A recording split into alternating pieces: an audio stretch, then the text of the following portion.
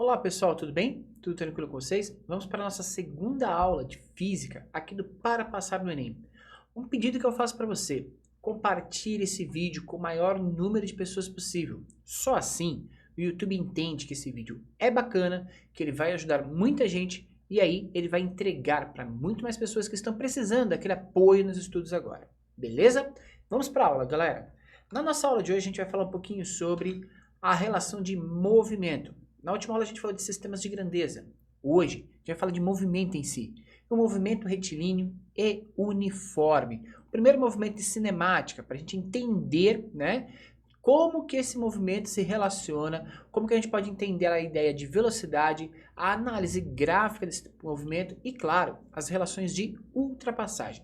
Então é muito importante que para assistir essa aula você tenha em mãos um caderno, um pequeno caderno para você fazer as suas anotações. Assista essa aula com o olhar de quem quer aprender, de quem quer ser aprovado no vestibular. E aquela dica, tira aquela foto, posta no Instagram, posta nas suas redes sociais que você está acompanhando as aulas e marca o Exatos Agora Vai. Você pode ganhar prêmios com isso. Vem com a gente, pessoal. Galera, para a aula de hoje, então, a gente vai falar um pouquinho sobre a ideia de movimento retilíneo e uniforme. Isso mesmo. O movimento retilíneo e uniforme é aquele movimento mais simples da física, né? O chamado movimento onde a gente tem velocidade constante. Então, essa parte é importante. Wagner, o que é velocidade? Velocidade, pessoal, nada mais é do que a rapidez com a qual um corpo se movimenta. Velocidade está relacionado à rapidez de movimento. E para a gente entender um pouquinho dessa ideia de velocidade, a gente precisa pensar nesse movimento da seguinte forma. Bom, para eu poder trabalhar com um movimento como esse, eu preciso, primeiramente, vou colocar aqui um tablado, e aí a gente vai pensar o seguinte: eu preciso de movimento. Então eu preciso primeiro de um referencial, né? A gente precisa de um referencial. Esse postezinho aí pode ser um referencial nessa pista. Ok. A partir desse cara que é uma referencial, eu vou chamar isso aqui de posição inicial. SO. Posição inicial. E a partir dessa posição inicial, eu posso ter uma pessoa se locomovendo. E aí, essa pessoa passa a se locomover de um lado para o outro em relação a esse referencial. Sem que o referencial mude de lugar, né? Claro. Mas a grande ideia é que eu posso me distanciar desse referencial até um segundo ponto, até um segundo elemento aonde é meu ponto final. Esse percurso pode demorar um determinado intervalo de tempo. E demorando esse intervalo de tempo, a gente conseguindo cronometrar esse tempo, a gente tem exatamente a ideia do movimento. Por quê?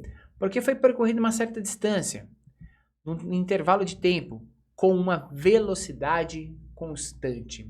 A partir disso, você vai ter então a função horária da posição. Função horária da posição.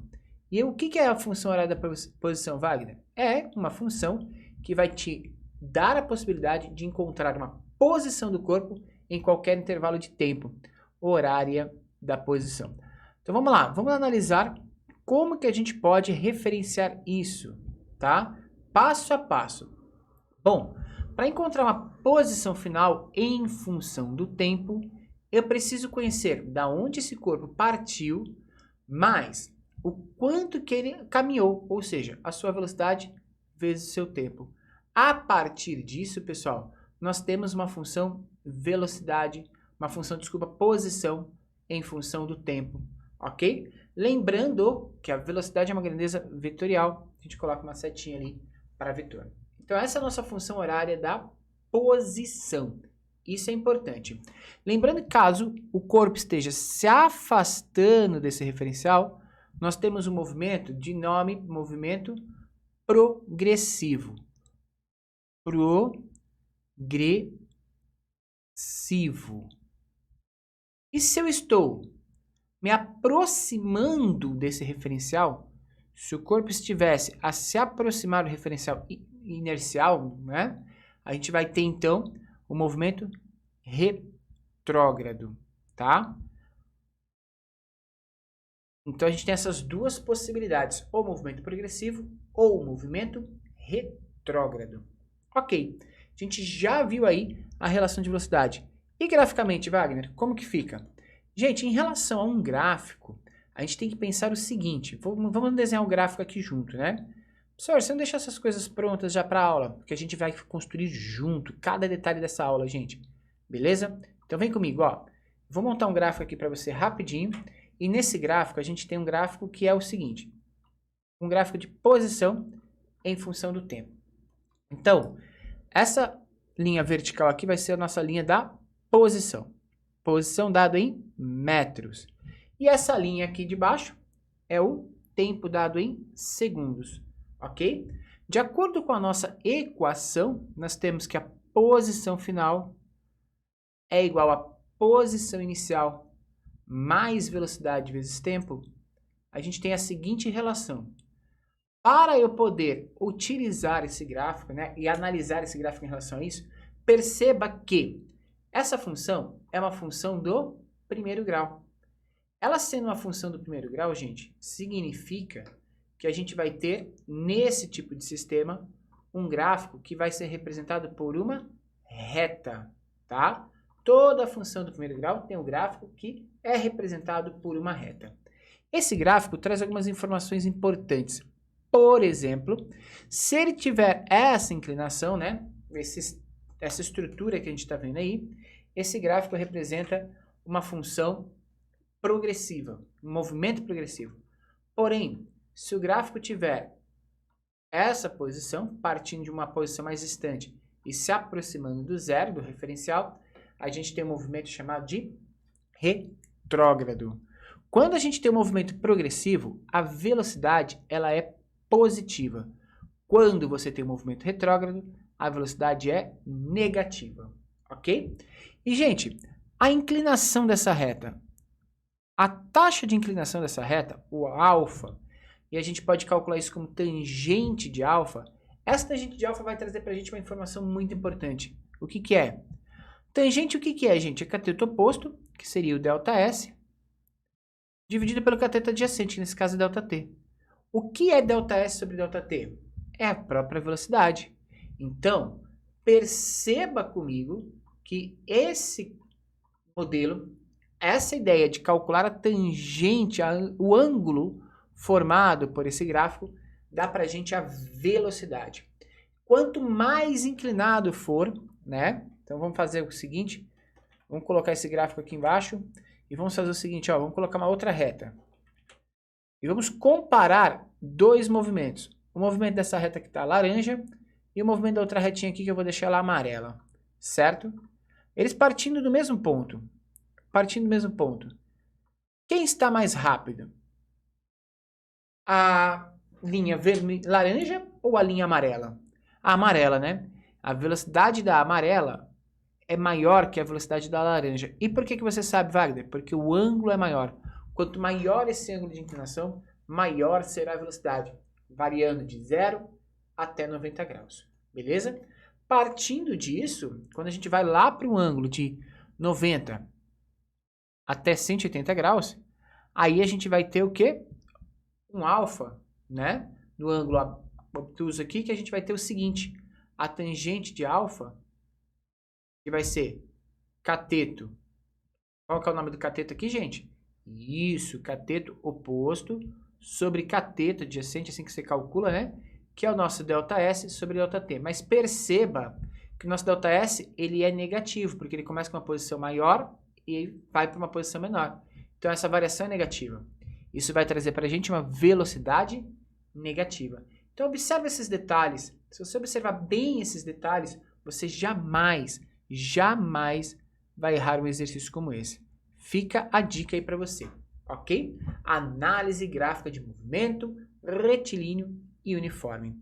A segunda parte da nossa aula remete a gente avaliar ultrapassagens. Ultrapassagem de corpos pontuais. Para a gente poder analisar ultrapassagens, a gente vai fazer o seguinte. Vem comigo que você vai ver detalhe de uma ultrapassagem. Quando você tiver exercício de ultrapassagem, você vai estar comparando o movimento de um corpo com o movimento de outro. Ok? Então, a gente está comparando movimentos. E isso vai ser possível através da avaliação desses movimentos. Então, só deixa eu pegar esse piso aqui que a gente já tinha e vamos trazer ele aqui para baixo. Pronto. Olhando para esse tipo de sistema, a gente vai fazer o seguinte. Vamos supor que eu tenha um corpinho aqui, essa bolinha, tá? Vou colorir ela, vamos deixar ela amarelinha. Beleza. Ó, ficou top essa bolinha aqui. Laranja com amarelo. E eu vou ter uma outra bolinha, ok? Mais ou menos parecida, um pouco à frente, uma outra cor aqui, vamos colocar ela de verde. Beleza, a gente tem essas duas bolinhas. A gente vai observar que essas duas bolinhas elas podem ter alguns tipos de movimentos. Primeiro movimento, as duas bolinhas indo para o mesmo sentido, certo? Então vamos dar nome para essas bolinhas, vamos chamar de bolinha A e bolinha B. Quando a gente verifica essas bolinhas com esse sistema, a gente vai ter então a velocidade A e a velocidade B. E a gente sabe, né, que essa ultrapassagem só vai acontecer se a velocidade de A, o módulo da velocidade de A, for maior, né, do que o módulo da velocidade de B. E pega a dica, gente. Para você estudar a ultrapassagem desse sistema, ou seja, em que momento e em que localização essa bolinha A vai ultrapassar a bolinha B, você vai fazer o seguinte cálculo comigo. Não é difícil, é questão de atenção. A gente vai fazer o seguinte, a gente vai calcular uma coisa chamada velocidade relativa. O que é a velocidade relativa? É o quanto que o corpo mais rápido é mais rápido em relação ao mais lento. Ou seja, é a grande diferença entre as duas velocidades. Analisou a diferença entre essas velocidades, você tem o chamada velocidade relativa. Segundo ponto que você precisa nesse tipo de sistema é conhecer a distância entre os dois corpos. Distância. Quando eu conheço a distância entre esses dois corpos, aí eu posso então calcular o tempo de ultrapassagem. Por quê? Com essa velocidade a mais que o corpo tem, ele vai ter que utilizar dessa velocidade para vencer essa distância. Então a gente pode falar que distância que ele precisa vencer é igual a velocidade relativa vezes o tempo. Então, como o nosso objetivo é encontrar o tempo de ultrapassagem, você vai simplesmente isolar esse tempo e vai dizer que o tempo de ultrapassagem é igual à distância dividido pela velocidade relativa. Simples demais, cara. Muito simples mesmo, tá? Então é possível, é super tranquilo que você faça esse tipo de questão, que você consiga analisar esse tipo de sistema. Professor, e se eu quiser saber o deslocamento? Para saber o deslocamento de qualquer um dos corpos, por exemplo, o deslocamento do corpo A, você vai fazer a velocidade do corpo A vezes o tempo que o corpo A ficou em movimento. Ou o deslocamento do corpo B, você vai fazer a velocidade de B vezes o tempo que ele ficou em movimento. Qualquer um dos dois, você vai conseguir analisar o deslocamento. E analisando o deslocamento, você consegue encontrar a posição final, a chamada posição de encontro desses dois corpos. Certo? Wagner, faz um exemplo para a gente? Tá bom, vai. Só porque você pediu, vamos com um exemplo numérico aqui para a gente entender melhor como que fica esse tipo de sistema. Então, olha só. Eu tenho aqui dois bloquinhos, duas bolinhas. A velocidade da bolinha A, eles estão no mesmo sentido, né? Mesmo sentido, mesmo sentido. Velocidade da bolinha A é de 20 metros por segundo. Velocidade da bolinha B é de 15 metros por segundo. Essas bolinhas estão a uma distância entre si de quantos metros, gente? Boa! Elas estão a uma distância de 200 metros. Vou marcar aqui, ó, do meio. Distância igual a 200 metros. Então, como que a gente faz esse exercício? Primeira coisa, você identificou que é um exercício de ultrapassagem. Você vai dar nome para os corpos. E aí você vai fazer velocidade relativa. Mostra para o corretor lá da prova que você sabe o que você está fazendo, garoto. Ó, monta a equação primeiro e aí substitui. Organiza a sua resposta. Isso aqui vai dar 20 menos 15. 20 menos 15 vai dar uma velocidade relativa de 5 metros por segundo. Então, a gente já tem aí, né, essa primeira análise que é essa velocidade relativa. Ou seja, eu já localizei a primeira parte do problema, que é a ideia da velocidade relativa desse sistema. E agora? Agora eu vou achar o ponto de ultrapassagem. Como que a gente faz? Lembra? Distância que ele tem que vencer é a velocidade relativa vezes o tempo. Logo, o tempo vai ser a distância que ele precisa vencer dividido pela velocidade relativa, né? Pela velocidade relativa. 200 dividido por 5 dá 40.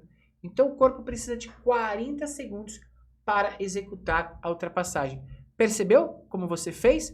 Cara, você resolve. Você consegue resolver um exercício como esse assim, ó. Tira e queda, facinho, tranquilo. Mas onde foi que ocorreu essa ultrapassagem, professor? Para saber a posição, ΔS de A é igual a quanto? Vamos melhorar essa caneta aqui que está muito ruinzinha de analisar. Então, a gente vai fazer ΔS do corpo A é igual a velocidade do corpo A vezes o tempo. Feito isso, você sabe onde que ocorre a ultrapassagem. ΔSA é 20 vezes o tempo. Quanto tempo demorou a ultrapassagem? 40 segundos. Então, ΔSA é igual a 800 metros. E aí você tem tranquilamente aí o quanto que ele andou, certo? Então, ele estava na posição 0. Ele chegou na posição final de 800 metros. Foi o local onde que ocorreu a ultrapassagem. Beleza? Tranquilo? Tranquilo. Professor, EC o que, galera? Professor, e se eu observar esse corpo em sentidos opostos? Como eu faço? Ah, vamos lá então e a gente vai verificar esses dois corpinhos em sentidos opostos. Vem comigo então, volta para a lousa. Se os corpos estiverem em sentidos opostos, né? Um de frente para o outro, aí muda tudo. Por quê? Olha só, eu tenho o corpinho A, a velocidade A está aqui. Eu tenho o corpinho B e a velocidade B está aqui. Ok. Corpo A e corpo B. Quando a gente tem essa situação, para a gente calcular a velocidade relativa na ultrapassagem, a gente vai fazer a velocidade A mais a velocidade B. Mas por que, professor, fica mais? Porque eu vou datar um dos sentidos como referencial. Por exemplo, o sentido de A é positivo. Então, eu vou fazer a velocidade de A menos a velocidade de B, porque ela já é negativa, por questão de estar em sentido oposto. Então, a gente vai ficar com um sinal de mais nessas duas velocidades. E isso faz parte, faz sentido, porque quando dois corpos estão vindo um de contra o outro, eles estão se ajudando nessa ultrapassagem. E aí, conhecendo a distância, o restante fica igual, tá? O restante é exatamente igual. Se eu sei a distância entre os dois corpos, eu sei que a ultrapassagem então vai acontecer da seguinte forma, né? Distância que eles precisam vencer é a velocidade relativa entre eles vezes o tempo. Logo, o tempo de ultrapassagem é a distância dividida pela velocidade relativa. Perceba que esse tempo é muito curto. Por quê? Porque eu estou adicionando as duas velocidades. Logo, eu tenho um tempo curto de ultrapassagem. Continuando, a gente ainda pode localizar onde ocorreu essa ultrapassagem, fazendo a distância de um deles, que vai ser o quê? A velocidade desse corpo vezes o tempo. E aí eu vejo quanto que ele percorreu. Conhecendo a posição inicial, adiciono a posição inicial e descubro a localização desta ultrapassagem. Perfeito? Então a gente fez aí a análise dessas ultrapassagens que é tão importante para a gente compreender esse sistema. Tem um último modelo, gente, que é importante para você, que é a parte de ultrapassagem de corpos extensos, né? Uma carreta atravessando a outra, passando pela outra. Eu tenho a ideia de ultrapassar um trem. Então, ultrapassagem, quando envolve corpos extensos, a gente faz da seguinte forma.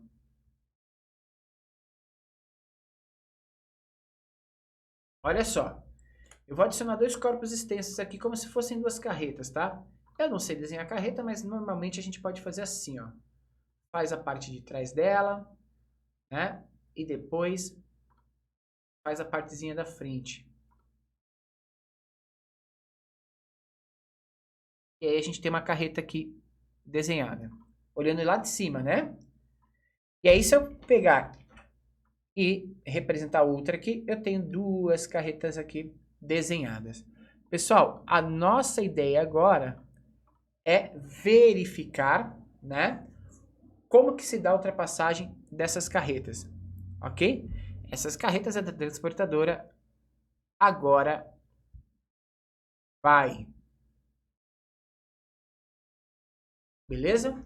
E aí, gente, como que a gente faz, né, para ter essa relação dessa ultrapassagem da agora vai, certo? Com o outro. Então, olha só, se você estudar com agora vai, você ultrapassa o outro tranquilamente, certo? O que você precisa saber? A velocidade desta e a velocidade desta. Vou chamar de VA e VC, certo? Como que a gente faz? A mesma coisa. Tá no mesmo sentido? Tá. Então, se tiver no mesmo sentido,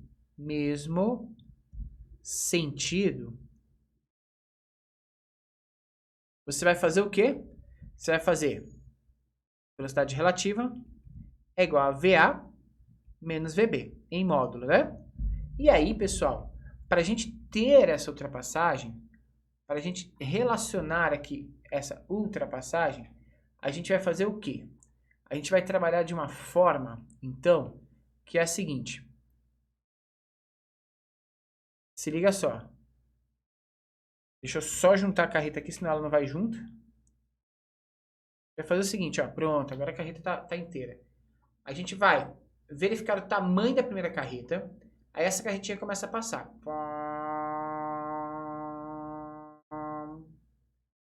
Aqui ela ainda não ultrapassou, pessoal. Ela só vai ter ultrapassado a outra quando ela colocar o corpo dela na frente da outra carreta. Ó, vai me bater aqui, cara. Então ela vai ter ultrapassado somente aqui. Então qual que é a distância que ela percorreu? A distância que ela percorreu é o tamanho da carreta C e o próprio tamanho dela, mais o tamanho da carreta A. Isso é a distância percorrida por essa carreta, certo? Então, com esta distância, a gente consegue verificar esse tipo de movimento. Ok? Fazendo o quê? Distância é igual a velocidade relativa vezes o tempo. A mesma equação. O que muda nos corpos existentes é que você tem que considerar o tamanho do corpo. Se eu considero o tamanho desse corpo, a extensão desse corpo, fica muito fácil, muito tranquilo de fazer esse exercício de ultrapassagem. Perfeito? Então, gente, nessa aula de hoje a gente falou um pouquinho aí das relações do movimento retilíneo uniforme, dos principais tópicos que você precisa dominar para esse tipo de movimento.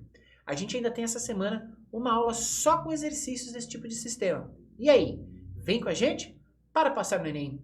No Exatos Agora Vai, aqui para você. Gente, compartilha esse vídeo.